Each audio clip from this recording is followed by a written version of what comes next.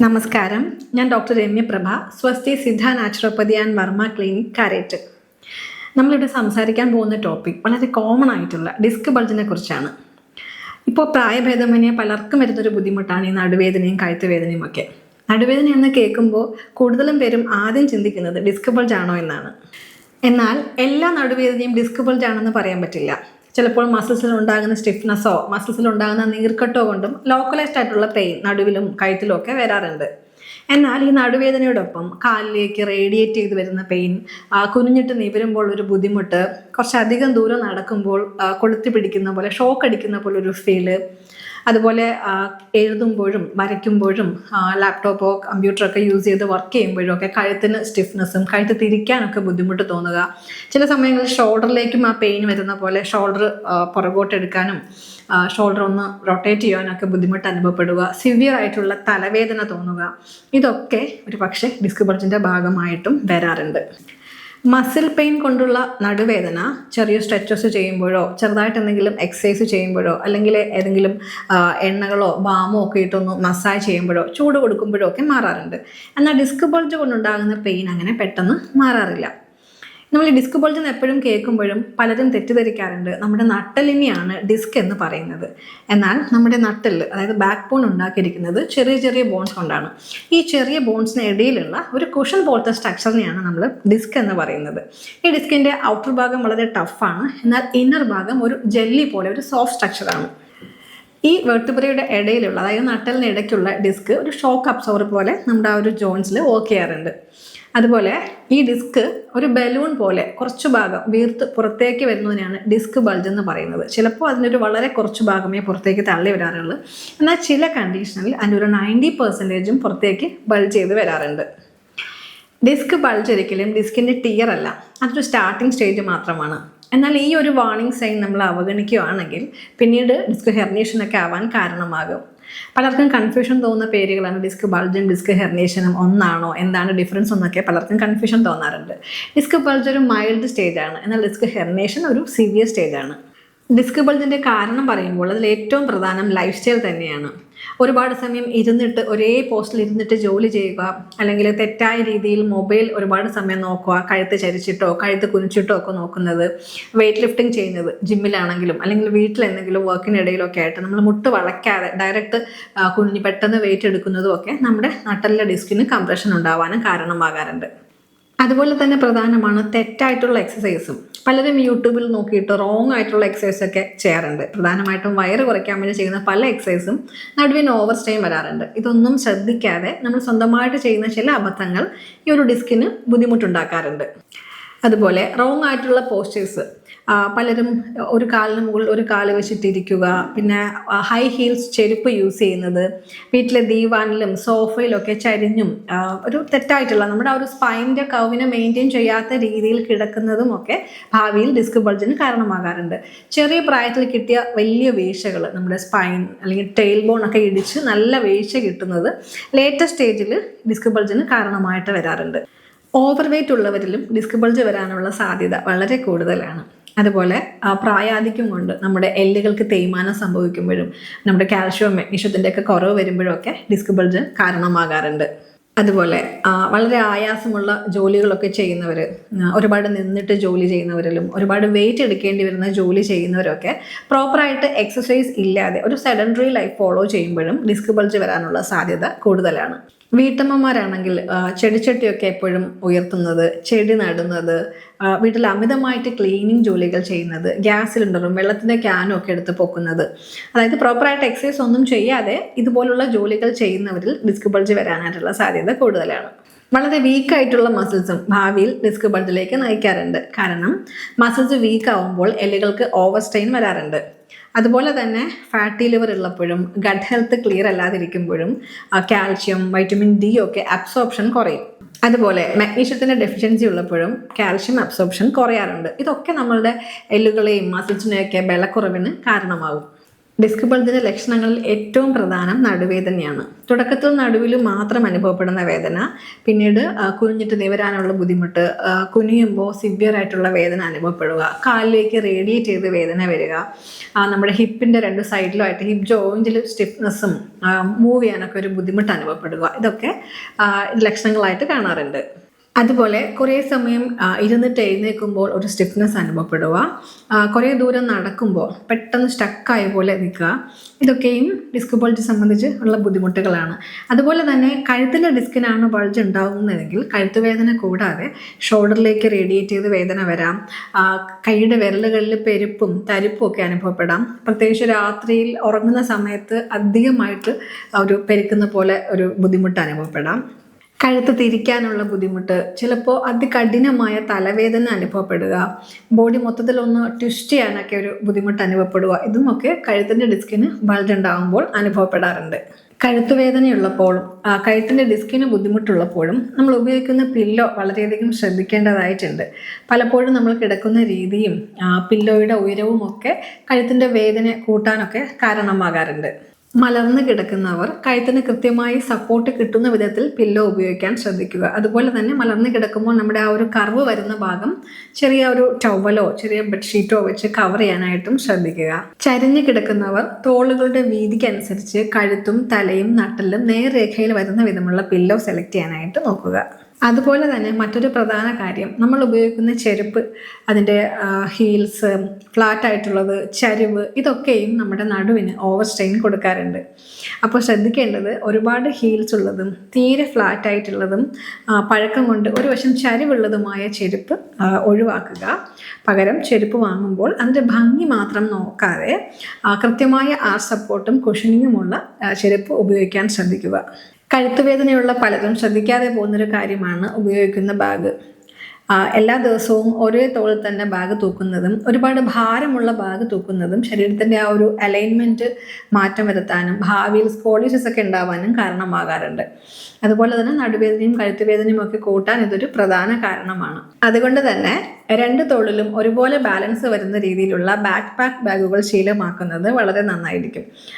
മാത്രമല്ല ഒരേ സൈഡിൽ തന്നെ ബാഗ് തൂക്കുന്ന ശീലമുള്ളവരാണെങ്കിൽ ഇരു തോളുകളിലും മാറി മാറി ഉപയോഗിക്കുന്നത് വഴി ആ ഒരു തോളിനുള്ള ഓവർ സമ്മർദ്ദം നമുക്ക് ഒഴിവാക്കാൻ സാധിക്കും. ചില ആൾക്കാരിൽ രാവിലെ എഴുന്നേൽക്കുമ്പോൾ ശക്തമായ നടുവേദന അനുഭവപ്പെടാറുണ്ട്. എന്നാൽ കുറച്ചൊന്ന് നടന്നു കഴിയുമ്പോഴോ അല്ലെങ്കിൽ ഒരു ചെറിയ ചൂടുവെള്ളത്തിൽ കുളിച്ച് കഴിയുമ്പോഴോ ചെറുതായിട്ട് വെയിൽ കൊള്ളുമ്പോഴോ ഒക്കെ ഈ വേദന മാറി കിട്ടാറുണ്ട്. പലപ്പോഴും ഈ വേദനയെ നമുക്കൊരു മസിൽ പെയിനോ അല്ലെങ്കിൽ ഒരു ഡിസ്ക് ബൾജിൻ്റെ പെയിനോ ആയിട്ട് കണക്കാക്കാൻ സാധ്യമല്ല. കാരണം റെസ്റ്റിംഗ് ടൈമിലുള്ള വേദന മൂവ്മെൻറ്റ് ചെയ്യുമ്പോൾ പെയിൻ കുറയുന്നത് പലപ്പോഴും ആർത്രൈറ്റിസിൻ്റെ അല്ലെങ്കിൽ വാതരോഗങ്ങളുടെ ലക്ഷണമായിട്ടാണ് വരാറുള്ളത്. അപ്പോൾ ഇത്തരം ലക്ഷണങ്ങൾ കണ്ടാൽ, ഇതുപോലെ രാവിലെ എഴുന്നേൽക്കുമ്പോഴുള്ള വേദനയും പിന്നെ മൂവ്മെൻറ്റിൻ്റെ ടൈമിൽ വേദന കുറയുന്നത് പോലെയും കണ്ടാൽ നമ്മൾ സ്വയം ചികിത്സിക്കാതെ എന്തെങ്കിലും പെയിൻ കില്ലർ വാങ്ങി കഴിക്കുകയോ അല്ലെങ്കിൽ ചൂട് കൊടുക്കുകയോ ഒന്നും ചെയ്യാതെ കറക്റ്റായിട്ട് ബ്ലഡിൽ വാതമുണ്ടോ എന്ന് നോക്കി ടെസ്റ്റ് ചെയ്തതിന് ശേഷം പ്രോപ്പറായിട്ടുള്ള മെഡിസിനും ട്രീറ്റ്മെൻറ്റും ഫുഡിലുള്ള മാറ്റങ്ങളും ഒക്കെ വരുത്തേണ്ടതാണ്. ഡിസ്ക് ബൾജിനോട് കണക്ട് ചെയ്ത് വളരെ കോമൺ ആയിട്ട് കേൾക്കുന്നൊരു പേരാണ് സയാറ്റിക്ക. സയാറ്റിക്ക ഒരു ഡിസീസ് അല്ല. ഡിസ്ക് ബൾജ് ഉണ്ടാവുന്ന കണ്ടീഷനിൽ സാറ്റിൻ നെർവിന് ഉണ്ടാവുന്ന ഒരു കംപ്രഷനാണ് സയാറ്റിക്ക. നമ്മുടെ ഒരു ലോ ബാക്ക് മുതൽ കാലിൻ്റെ ഏറ്റവും താഴെ ഭാഗം വരെ എത്തുന്ന ഏറ്റവും ലോങ്ങസ്റ്റ് ആയിട്ടുള്ള നെർവാണ് സയാറ്റിക് നെർവ്. എന്തെങ്കിലും കാരണം കൊണ്ട്, അതായത് ഡിസ്ക് ബൾജ് ഉള്ളപ്പോഴോ ഡിസ്ക് പ്രൊട്രൂഷൻ ഉള്ളപ്പോഴോ ഓവർ വെയിറ്റ് ഉള്ളപ്പോഴോ റോങ് ആയിട്ടുള്ള ഒരു സിറ്റിംഗ് പോസ്റ്റേഴ്സ് കൊണ്ടോ ഒരു വെയിറ്റ് ലിഫ്റ്റിംഗ് റോങ് ആയിട്ട് എടുക്കുമ്പോഴോ മസിൽ സ്റ്റിഫ്നെസ് കൊണ്ടോ ഒക്കെ ഈ ഒരു സയാറ്റിക് നെർവ് കംപ്രസ്ഡ് ആവാറുണ്ട്. ഈ ഒരു സയാറ്റിക് കണ്ടീഷനിലാണ് നമുക്ക് കാലിലേക്കൊക്കെ വളരെയധികം പെരുപ്പും തരിപ്പും ഒക്കെ അനുഭവപ്പെടുന്നത്. എന്നാൽ കുറേ നാൾ നമ്മൾ ട്രീറ്റ്മെൻ്റ് ഒന്നും എടുക്കാതെ പ്രോപ്പറായിട്ടുള്ള എക്സസൈസ് ഒന്നും ചെയ്യാതിരിക്കുമ്പോൾ ആ ഭാഗത്ത് നെർവ് ഒത്തിരി കംപ്രസ്ഡ് ആയിട്ട് നമുക്ക് സെൻസേഷൻ കുറഞ്ഞു വരുന്നൊരു ഫീല് ഉണ്ടാവാറുണ്ട്. കഴുത്തിൻ്റെ ഏരിയയിലുള്ള ഡിസ്കിനുണ്ടാകുന്ന ബൾജിനെ സെർവിക്കൽ ഡിസ്ക് ബൾജ് എന്നാണ് പറയുന്നത്. സാധാരണയായി മൊബൈൽ ഒത്തിരി യൂസ് ചെയ്യുന്നവരിലും IT പ്രൊഫഷണൽസിനും കമ്പ്യൂട്ടറും ലാപ്ടോപ്പും ഒക്കെ ഒരുപാട് യൂസ് ചെയ്യുന്നവർ, ഈ സ്റ്റുഡൻസ് ആണെങ്കിൽ തെറ്റായ രീതിയിൽ ഇരുന്ന് ഒരുപാട് സമയം കുനിഞ്ഞിരുന്ന് പഠിക്കുക, കുനിഞ്ഞിരുന്നിട്ട് വരയ്ക്കുകയൊക്കെ ചെയ്യുമ്പോൾ തലയിൽ ഒരുപാട് വെയിറ്റ് എടുക്കുന്നവരിലുമൊക്കെ ഈ ഒരു സെർവിക്കലിൻ്റെ ഭാഗത്ത് സെർവിക്കൽ ഡിസ്ക് ബൾജ് ഉണ്ടാവാനായിട്ട് സാധ്യതയുണ്ട്.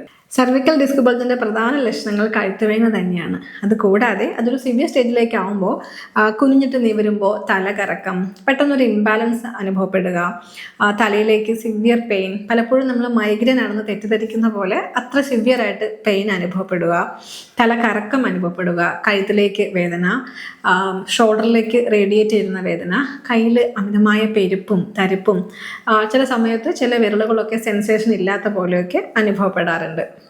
മിഡിൽ സ്പൈനിൻ്റെ ഭാഗത്തുള്ള ഡിസ്കിൻ്റെ ബൾജിനെ തൊറാസിക് ഡിസ്ക് ബൾജ് എന്നാണ് പറയുന്നത്. ഇത് വളരെ റെയർ ആയിട്ടുള്ള ഒരു കണ്ടീഷനാണ്. റോങ് ആയിട്ടുള്ള പോസ്റ്റേഴ്സ് കൊണ്ടോ അല്ലെങ്കിൽ എന്തെങ്കിലും ഇഞ്ചുറി ഉണ്ടാകുമ്പോഴൊക്കെ മാത്രമാണ് തൊറാസിക് ഡിസ്കിന് ബൾജ് ഉണ്ടാവുന്നത്. ലോ ബാക്ക്, അതായത് നടുവിൻ്റെ ഭാഗത്തുണ്ടാകുന്ന ഡിസ്കിൻ്റെ ബൾജിനെയാണ് ലംബാർ ഡിസ്ക് ബൾജ് എന്ന് പറയുന്നത്. ഏറ്റവും കോമൺ ആയിട്ട് കാണുന്നത് ലംബാർ ഡിസ്ക് ബൾജാണ്. ഇതിൻ്റെ ലക്ഷണങ്ങൾ പ്രധാനമായും നടുവേദന തന്നെയാണ് ഏറ്റവും പ്രധാനമായിട്ടുള്ള ലക്ഷണം. അതുപോലെ കാലിലേക്ക് റേഡിയേറ്റ് ചെയ്യുന്ന വേദനയും, കുനിഞ്ഞിട്ട് നിവരുമ്പോഴുള്ള ബുദ്ധിമുട്ട്, കുറേ സമയം ഇരിക്കുമ്പോഴുള്ള വേദന, സ്റ്റെപ്പ് കയറുമ്പോഴും ഇറങ്ങുമ്പോഴൊക്കെ നടുവിലൊരു ബുദ്ധിമുട്ട് അനുഭവപ്പെടുക, ഇതൊക്കെ ലംബാർ ഡിസ്ക് ബൾജിൻ്റെ ലക്ഷണങ്ങളാണ്. പ്രധാനമായിട്ടും ഒരുപാട് സമയം ഇരുന്നിട്ട് ജോലി ചെയ്യുന്നവരിൽ, IT ഫീൽഡിലുള്ളവർ, ഡ്രൈവർമാരായിട്ടുള്ളവർ, അതുപോലെ വെയ്റ്റ് ലിഫ്റ്റിംഗ് റോങ് ആയിട്ട് ചെയ്യുന്നവർ, വീട്ടമ്മമാരിലൊക്കെ ഈ ഒരു ബാക്ക് പെയിൻ കോമൺ ആയിട്ട് കാണാറുണ്ട്. അതുപോലെ തന്നെ പണ്ടെന്തെങ്കിലും നല്ല ഉയരത്തിൽ നിന്നുള്ള വീഴ്ച, ശക്തമായിട്ടുള്ള ഇടിയൊക്കെ നട്ടലിന് കിട്ടിയിട്ടുണ്ടെങ്കിൽ സ്റ്റെപ്പിൽ നിന്ന് വീഴുക, ഉയരത്തിൽ നിന്ന് വീഴുക, നട്ടൽ എന്തെങ്കിലും ഇടി കിട്ടുക, ഈ ഒരു കണ്ടീഷനിലൊക്കെ സ്റ്റേജിൽ ലംബാർ ഡിസ്കിന് ബൾജ് ഉണ്ടാവാൻ കാരണമാകാറുണ്ട്. ഈ ലക്ഷണങ്ങളൊക്കെ ഉള്ളപ്പോൾ ഈ സിംറ്റംസ് വെച്ച് മാത്രം നമ്മളൊരു ഡയഗ്നോസിസിൽ എത്താതെ കറക്റ്റായിട്ട് MRI എടുക്കുന്നതായിരിക്കും ആ ഒരു കറക്റ്റ് ഡയഗ്നോസിൽ എത്താൻ വേണ്ടിയിട്ടുള്ള ഏറ്റവും പ്രോപ്പറായിട്ടുള്ളൊരു മാർഗം.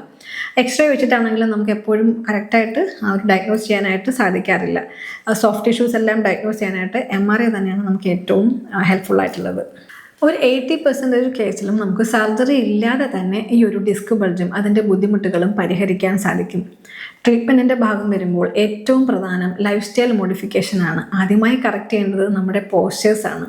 അതുപോലെ കൃത്യമായിട്ടുള്ള എക്സസൈസും നമ്മുടെ ജീവിത രീതിയിലുള്ള മാറ്റങ്ങളും കൊണ്ട് നമുക്ക് ഈ ഡിസ്ക് ബൾജിനെ കറക്റ്റ് ചെയ്യാൻ സാധിക്കും. അതിന് പറ്റുന്ന ട്രീറ്റ്മെൻറ്റുകളാണ് Dorn therapy, Varma therapy, spine correction. ഇതൊക്കെ നമ്മുടെ ആ ഒരു അലൈൻമെൻറ്റിനെ കറക്റ്റ് ചെയ്യാൻ സഹായിക്കുന്ന ട്രീറ്റ്മെൻറ്റുകളാണ്. വളരെ റെയർ ആയിട്ടുള്ള കണ്ടീഷനിൽ കാലുകളിലേക്ക് സിവിയർ ആയിട്ടുള്ള നംനെസ് അനുഭവപ്പെടുക, ബ്ലാഡർ കൺട്രോൾ നഷ്ടപ്പെടുക, കാലിലെ വീക്ക്നെസ് വളരെ സിവിയർ ആയിട്ട് അനുഭവപ്പെടുക, തീരെ ബലക്കുറവ് തോന്നുക, ഇങ്ങനെയുള്ള സാഹചര്യങ്ങളിൽ നമുക്ക് സർജറി ആശ്രയിക്കേണ്ടി വരും. ഏതൊരു അസുഖവും വന്നിട്ട് ചികിത്സിക്കുന്നതിനേക്കാൾ ഏറ്റവും നല്ലത് അത് വരാതെ നോക്കുന്നതാണ്. അതിൽ ഏറ്റവും പ്രധാനം നമ്മുടെ ലൈഫ് സ്റ്റൈലാണ്. ഡിസ്ക് ബൾജിൻ്റെ കാര്യത്തിലാണെങ്കിൽ നമ്മൾ ആദ്യം ശ്രദ്ധിക്കേണ്ടത് നമ്മുടെ പോസ്ചർ കറക്റ്റായിട്ട് മെയിൻറ്റെയിൻ ചെയ്യാൻ ശ്രദ്ധിക്കുക. അതുപോലെ തന്നെ ലാപ്ടോപ്പ് യൂസ് ചെയ്യുമ്പോൾ ഹൈ ലെവലിൽ കീപ്പ് ചെയ്യാനായിട്ട് ശ്രദ്ധിക്കുക. മൊബൈലിൻ്റെ ഓവർ യൂസ് കുറയ്ക്കുക. മൊബൈൽ യൂസ് ചെയ്യുമ്പോഴും നമ്മുടെ ഐ ലെവൽ ഒന്ന് മെയിൻറ്റെയിൻ ചെയ്യുക. ഒരുപാട് വണ്ണമുള്ളവരാണെങ്കിൽ വെയിറ്റ് ഒന്ന് കുറയ്ക്കാൻ ശ്രദ്ധിക്കുക. കൃത്യമായി സ്ട്രെച്ചസും സ്ട്രെങ്തനിങ് എക്സസൈസും ചെയ്യുക. അതുപോലെ തന്നെ സഡൻ ആയിട്ടുള്ള വെയിറ്റ് ലിഫ്റ്റിംഗ് ഒഴിവാക്കുക. കുഞ്ഞിട്ട് എന്തെങ്കിലും എടുക്കേണ്ടി വരുമ്പോൾ മുട്ടൊന്ന് ബെൻഡ് ചെയ്ത് ഒരു സപ്പോർട്ടോട് കൂടി മാത്രം ഉയർത്താനായിട്ട് ശ്രമിക്കുക. അതുപോലെ നമ്മൾ കിടക്കുമ്പോൾ ഉറങ്ങുന്ന പൊസിഷൻ വളരെ ശ്രദ്ധിക്കണം. പില്ലോയുടെ പൊസിഷനും കിടക്കുന്ന മാട്രസിൻ്റെ പൊസിഷനും ഒക്കെ ഒന്ന് ശ്രദ്ധിക്കുക. ഉപയോഗിക്കുന്ന ചെരുപ്പിൻ്റെ പൊസിഷൻ ശ്രദ്ധിക്കുക. ബാഗ് ശരിയായിട്ടുള്ള രീതിയിൽ ഉപയോഗിക്കാനായിട്ട് ശ്രദ്ധിക്കുക. ഹെൽത്തി ആയിട്ടൊരു ഫുഡ് ഹാബിറ്റ് ശീലമാക്കുക. നമ്മുടെ ഗട്ട് ഹെൽത്ത് നന്നായി മെയിൻറ്റെയിൻ ചെയ്യുക. ഉപയോഗിക്കുന്ന ഭക്ഷണത്തിൽ പ്രോട്ടീനും വൈറ്റമിൻസും മിനറൽസും എല്ലാം ഉണ്ടെന്ന് ഉറപ്പുവരുത്തുക.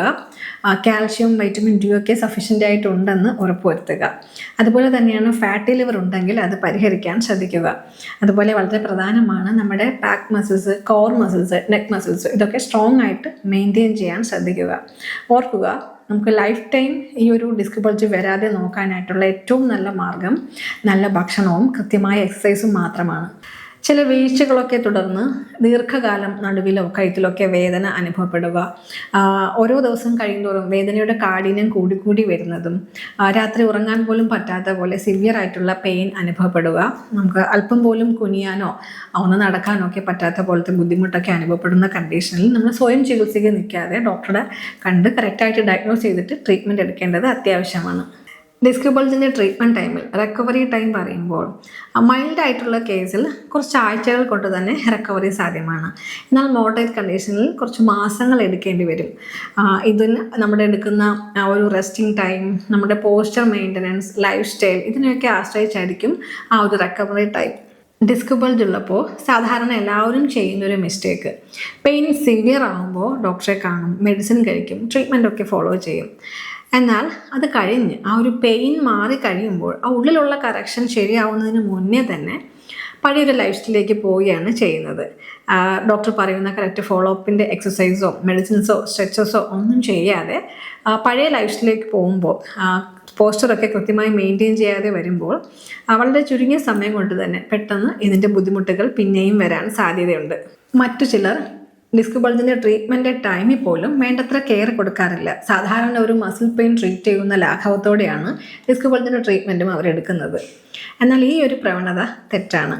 ഓർക്കുക, ഡിസ്ക് ബൾജിന് ട്രീറ്റ്മെൻറ്റ് എടുക്കുമ്പോൾ മരുന്നിനും ട്രീറ്റ്മെൻറ്റിനോടും ഒപ്പം രോഗിയുടെ സഹകരണം വളരെ പ്രധാനമാണ്. മടിയില്ലാതെ തുടർച്ചയായി എക്സസൈസ് ചെയ്യാനും ലൈഫ് സ്റ്റൈൽ ഫോളോ ചെയ്യാനും കൃത്യമായിട്ടൊരു ഫുഡ് ഹാബിറ്റ് ഉണ്ടാക്കിയെടുക്കാനും ശീലിക്കുക. എന്നാൽ മാത്രമാണ് നമുക്ക് ഈ ഡിസ്ക് ബൾജിനെ പെർമനൻ്റ് ആയിട്ട് ക്യൂർ ചെയ്യാനും അതിൻ്റെ ബുദ്ധിമുട്ടുകൾ ഒഴിവാക്കാനും സാധിക്കുന്നത്.